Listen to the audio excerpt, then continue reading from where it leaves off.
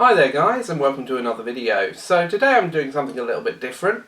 I managed to play V-Commandos at the UK Games Expo and I got a real kick out of it. It was really fun, really nice, simple but interesting game. So it was something I sort of wanted to play a bit more when I got home. Now this is a Kickstarter that was funded about a year and a half ago, I think now, if memory serves. I think it was 2 years this November. So it's been sort of percolating a while. I managed to dig up the print and play sort of stuff, so I sort of diligently put it together, and I thought you guys might like to have a look at how the game plays out. Now, I am using an old print and play, so some of the rules do not quite work the way they're supposed to for the new game, because we tried the new game when I got to play it at the expo. So there's like one rule in particular that I'm going to sort of tweak a little bit from what the cards say to what the actual gameplay is. This isn't an instructional video, it's just a really interesting game and it's worthwhile having a look at. So, we'll be going through this nice and quickly. I'll set up the board and show you how to have a game. So guys, here we have the board set up. Now I'm using the Battleship Campaign, which means we're following the battleship map here.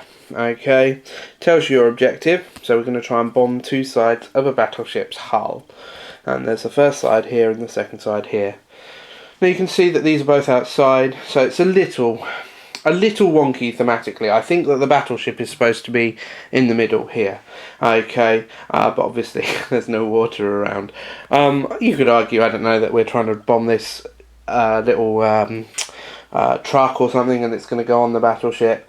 The way the game works is, for ease of setup, you just have big, medium and small tiles. You don't have specific tiles for specific missions, so it does mean that you're going to have a little bit of a disconnect there. But, I don't know, for the time that you save, I suppose it's not a bad thing. So you'll follow this card, you'll set it up, you've got these 4 spawning points. These indicate indoor rooms and these indicate outdoor rooms. There is a little wonky one here on the virtue that I didn't have enough outdoor rooms. I couldn't be bothered to print off one whole page for one square. The in and the out has changed, so this is where you can start and this is where you must end at the for the print and play. But since then I think it's just open and shut, so you can go to any open one and all the other ones are going to be shut. It also tells you as well how many players or commandos you're going to be using, so 3. And this is a terrain, okay, so sometimes you'll have two player terrains running simultaneously, and then you'll meet up together to hit a 4-player one later on, which I really like the idea of, because you're going to do chains of missions here. So, these are the characters I've chosen. Okay, again, using the print and play, so a little wonky, but you've got your officer, your sniper and your scout. And you can see hopefully down here they are on the board, okay, in our first in location. These tokens come sort of double-sided, so this is the normal token, this is the scene token, so that's going to set the alarm off, they know where he is. And then we also have another token for him if he ever becomes captured. Okay, and if he ever gets a German uniform, then he can move around with a lot less difficulty. The anatomy of a card, again, slightly changed since we've done it. So they all have a special ability. Okay, I love the officer, he's probably my favourite character. But, they're double-sided, so they have 2 different ones. You can see I've gone for the blue officer, but the orange sapper and scout. Here you've got your health. Now, you have 1 thing, but actually you'd have 3 in the normal game. I don't believe they start with a new token, but they have a Sten gun. This is the number of dice you're going to use. There's no exclamation mark, which means that it's a silenced weapon, so it means we can stealthily kill people, which is awesome. Okay, so that's the idea there. Each of the triangles, okay, here we have the 2 objectives, and over here we have the alarm, which we are going to need to switch off if it ever triggers, are protected, and those guys aren't going to move around as a rule. They're going to sit on that thing, and we're going to have to go and nobble them to get the thing.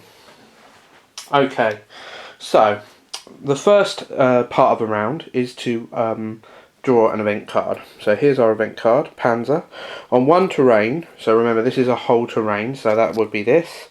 At the end of the Commandos phase, a recon Panzer shoots on a tile with a visible commando. Effect equals TNT. So TNT is really bad. I believe it instantly kills your commandos. So if we have any visible commando, then it's going to get shot by a tank. So that would be an important role to avoid.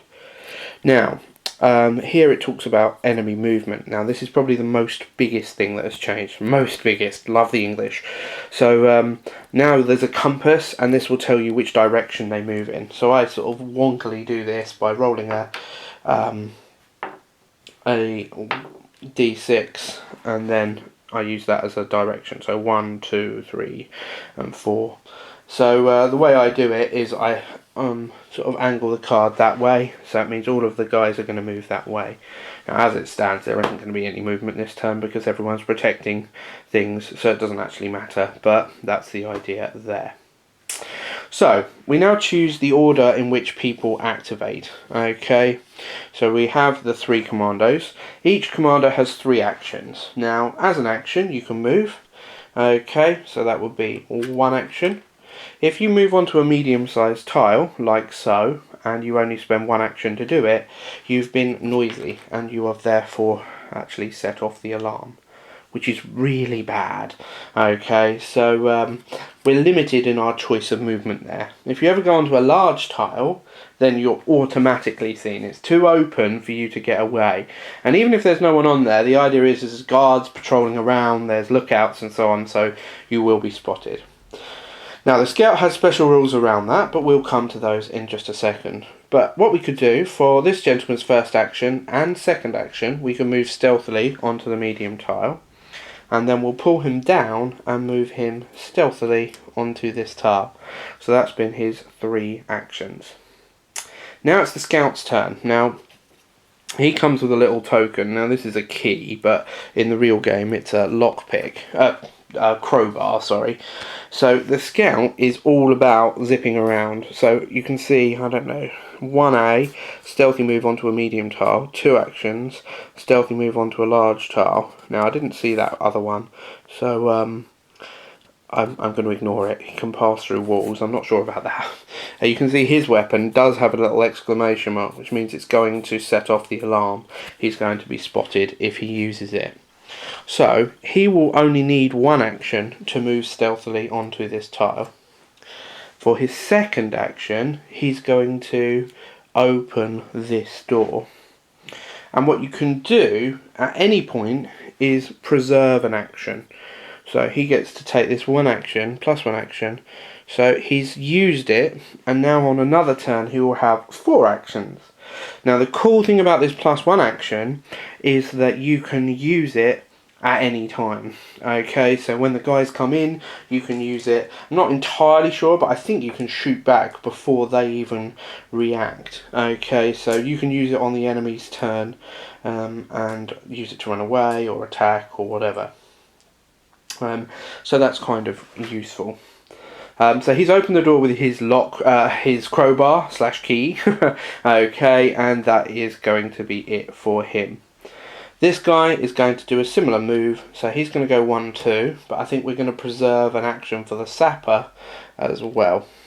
Okay, because he needs to drop off his dynamite. So he came with dynamite, and he can activate. Normally it costs an action to drop a dynamite down, and he obviously does not need to spend an action.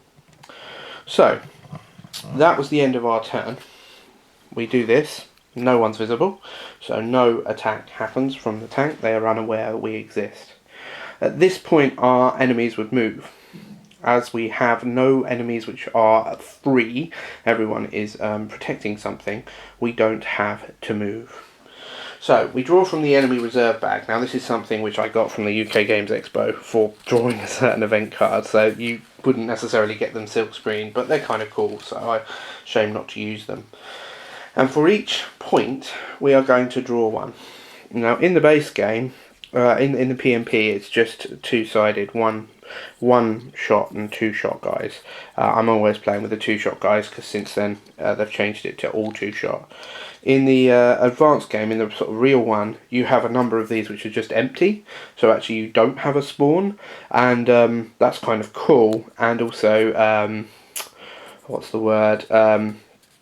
When you draw one of these 0 ones, a really strong one, maybe one with a rocket launcher or something like that, will be put into the bag, so they are getting stronger as time goes by. So, we pop one in here, we pop one in here, we pop one in here, and crucially, we pop one in here.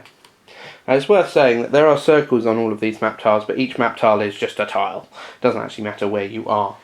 Now this guy is in a room with 2 commandos. So we're going to roll a die for each commando, and on a 1 or a 2, then that guy will have spotted them, because they're trying to be stealthy. Oh, that's bad. So we can hopefully see I've rolled a 5 and a 2. So immediately he's going to get to have a shot. Okay, these two, or one of them, let's do it separately. So we'll say it was the scout who was spotted. Okay, there we go. I've rolled. You probably should have rolled for them separately. So the scout's been spotted. Sapper's still stealthy, but unfortunately he's raised the alarm. So this alarm has switched over to the alarm side. What that means is when we're drawing troops next turn, we aren't going to draw 2 troops, we're going to draw... sorry, you aren't going to draw 1 troop, we're going to draw 2 troops. So that's going to be painful for us. So that kind of sucks, but never mind. So, he will now have an attack with his gun on the scout. Okay, so he's rolled a 5 and a 2. Now, I don't know if we can see it on the tile, let me zoom in a bit, but if you can see, the medium tiles require a 3+ to hit. Okay, so the large tiles require a 2+, the medium tiles require a 3+, and a small tile requires a 4+, the little machine gun turret requires a 5+. So he has hit him, which doubly sucks, because A, he's lost his action, and B, he's covered up this. Okay, so he still has his 3 actions, but if he takes another wound, he'll lose an action to the point where he loses all of his actions, and then he will die, I believe. Again, I'm playing with slightly wonkier rules. So it sucks to be him, but them's the breaks. So now it is our turn, and it says sharpshooter. During the commando turn, any commando may reroll 1 die once per shot, as long as he owns a +1 action. So that's good for our sapper, because obviously he does have a +1 action. Not so good for the other 2, because obviously they don't. So now we need to think about turn order. It's probably not a good idea for him to go first, because he's seen, if he ever moves away, he could have done something before that guy came in, I suppose, but if he ever moved away, then he would potentially have a shot of opportunity, or get shot at again as he runs out. So it's far better to use our sapper, and we can just, for our first action, kill that guy. Boom, dead. Okay, I do love stealth kills. There's no rolling, nothing at all. If you have he's gone up behind him with a knife, and that is it. So you draw into the equipment bag whenever you kill someone, okay, and we've drawn a little exclamation mark. Now this would set off the alarm, I believe, if you have adjacent troops or troops in that zone. But the alarm's already set off, they're already on high alert, so that's not going to make any difference. Again, that goes out of the game, it does not go back into the bag, okay? And sometimes they drop equipment, which is obviously really cool. Now, he's thinking, he's not been spotted, but he could go and stand by this door, and obviously that doesn't really cost anything per se, because he's in that room, and he can shoot out onto this tile here. So he's going to do that, okay? So he's rolled a 4 and a 4 and a 1, but he does get a reroll because he has a +1 action. So he's rolled a 4, and a 2. So he has, and that's because he had the bar. He's got one of the best weapons in the game. Okay, so he's rolling 3 dice. Now immediately he's been spotted because he's made a load of noise. Okay, so that sucks to be him. But he has managed to kill these 2 gentlemen straight away. So he's gone in, he's snuck in, and he's killed those two. And on this tile we have an airstrike, which I'm not entirely sure about the rules for, and really coolly a army uniform. So you can put that on as an action and hide quite nicely. So that's his second action. Okay. He's tempted, so he was going to retreat a bit, but now that he's seen that uniform, he's thinking he'll go in here for 3. Okay. And then you can pick up for a free action. So he'll pick up the army uniform and the bombs. Okay. And then for his final action, so this is going to spend his +1 token, he will put on his uniform. So that gets spent, and then this goes away, and now he looks like this. He's got a cool hat. So now he is pretending to be a German officer. Now normally it would cost an action to put TNT down, but because he's the sapper, he can actually put TNT down for free. So that is good as well. Now it's our scout's turn. So the scout could either spend 2 actions to move stealthily onto this tile, but he probably won't bother because he would rather get round and try and switch off this alarm in the corner. So he's going to move for 1, okay, and then he is going to, he can't quite do it, which is a shame. He's going to move in stealthily for 2. So we roll a dice to see if it's been successful. I'm not sure if that's visible. There it is.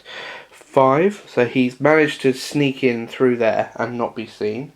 And then for his third action, he's killed this guy. So we're doing quite well here. So we draw another goodie bag, a goodie token. And it's another alarm one. So luckily there was no one around to set the alarm off. And he's in a position to turn that alarm off next turn. The officer, he doesn't have his +1 action, so he's going to move in here for 1. Now he has a silent Sten machine gun, so he can shoot without actually raising the alarm. So it's whether he wants to. I think he will save an action for his second one, and by doing that, that opens up that sharpshooter ability, so he can now re-roll. Oh, and he flubs his roll rather beautifully. These are not good dice. So, 1 and a 2. So we'll re-roll one of them. That's a 4. So we've killed this gentleman. Okay. And we draw in the bag. Now, if the alarm had been off, even though we've killed someone with a ranged attack, because we've done it with our silenced machine gun, the little guy guarding the side of the battleship is actually oblivious in that case. Okay, because we haven't pulled an exclamation mark, we've pulled a MP40, okay, so it's not particularly exciting, it's just a normal gun with 2 weapons, but you can run out of ammo and stuff in certain event cards. So, now everyone has been, okay, the officer has +1 action for the next turn, so the alarm has been well and truly raised, so the guys come flooding in here. Okay, then they'll come flooding in here. Now this will be bad, so we're hoping for a high roll. So both of those will just double check if they believe he's an officer. And 6 and 6, so they look on and they think, oh okay, there's a brilliant officer there. Okay, now we didn't roll for movement, but let's just say he's going to go north. Okay, so normally we should have rolled for movement, it's on the event card and I forgot. And then obviously these 2 will come flooding in here. Okay. And then these 2 will come flooding in here. So it seems like we're sort of up against it a bit. But remember, we can turn off the alarm this turn. So I'm not going to go through another round because I think we've run long enough. So the commando down here could stealth kill one of these guys without any issue. This bomb is set offable at any point and it will kill all of the people in the tile. So actually it will be quite cool to just let that tile build up a bit. But we need to kill through them because we don't have 2 lots of TNT, so we have to kill some guys to try and find the TNT to blow up the other side of the ship. So that's basically the game. You can see even with a bad roll right from the start, we've managed to all be stealthy. We're about to switch off the alarm for the first time. If the alarm gets triggered again, then we can't switch it off. You can fool them once, but you can't fool them again. And hopefully we'll manage to break our way down and get to that out location after detonating those bombs.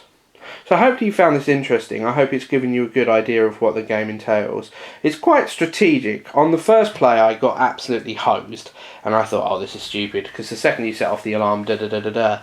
But even with the alarm on, you're super duper stealthy, so you can get away relatively easy. Death comes to those on big tiles. Even this was a really risky move because yes, he's got his uniform on, but if he gets spotted, then that's 4 dice on a 2+. So there's not a lot you can do to survive that. I think if you get wounded early, you're going to start bleeding out very, very quickly, but that's why you bring a medic along, maybe instead of the officer, and so on and so forth. So I've really, really enjoyed playing this. There's only 2 missions, and they're both relatively short and simple. In terms of caveats, because I'm trying to be impartial here, I do think that the artwork doesn't always gel with the story that's happening. I think it's most noticeable with the battleship. There is no water. I don't know, because I obviously haven't seen all the tiles. If there was some watery tiles, then I'd definitely be pulling those ones out to represent them, at least close to water. But this just looks like 2 houses sort of next to each other. So there's that.